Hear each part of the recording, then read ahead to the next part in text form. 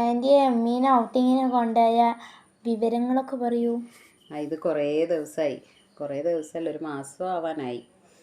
പക്ഷെ video edit ചെയ്ത് അങ്ങനെ വെച്ചതാ, അപ്ലോഡ് ചെയ്യാനിങ്ങനെ വിട്ടു പോന്നല്ലേ. യെസ്. അപ്പോൾ ഇത് ഞങ്ങൾ ഉമ്മാനെയും കൊണ്ടുവന്ന് പള്ളിയിലൊക്കെ പോയി. പിന്നെ അത് കഴിഞ്ഞ് അവിടെ തന്നെയുള്ള അതിനെ കുറച്ച് ഇപ്പുറത്തായിട്ടുള്ളൊരു ഹോട്ടലിൽ കയറിയതാണ്. ഇതിൻ്റെ മുന്നേ അവിടെ പോയപ്പോൾ നല്ല ഫുഡൊക്കെയാണ്. ഇത് മിനിയമ്മ എന്ന് കുട്ടികൾ വിളിക്കുന്നുണ്ട്. എൻ്റെ ഫ്രണ്ടാണ് മിനി. അവൾ കൈ കഴുകിക്കുന്നത്.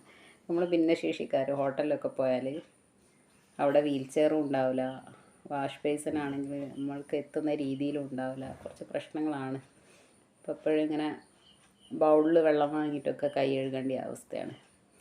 എത്ര പുരോഗമനം വന്നാലും ഭിന്നശേഷിക്കാരുടെ അവസ്ഥ സെയിം തന്നെ, ഒരു മാറ്റമില്ല. ഇത് ഓള് പൊറോട്ടയും എന്താ പറയുക പെപ്പർ ചിക്കനാണ് വാങ്ങിയത്. ഉമ്മയോളും അതാണ് കഴിച്ച്.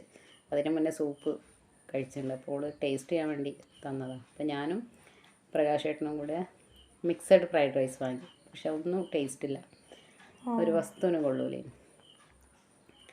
പിന്നെ കയറിപ്പോയില്ലേ, പിന്നെയൊക്കെ എടുത്ത് കയറുന്നതല്ലേ, അതുകൊണ്ട് പിന്നെ ഇനി പോകണ്ടെന്ന് വെച്ചാൽ മതിയല്ലോ. അപ്പോൾ അന്നത്തെ വിശേഷം ഇത്രയൊക്കെ ഉള്ളൂ. ബായ്.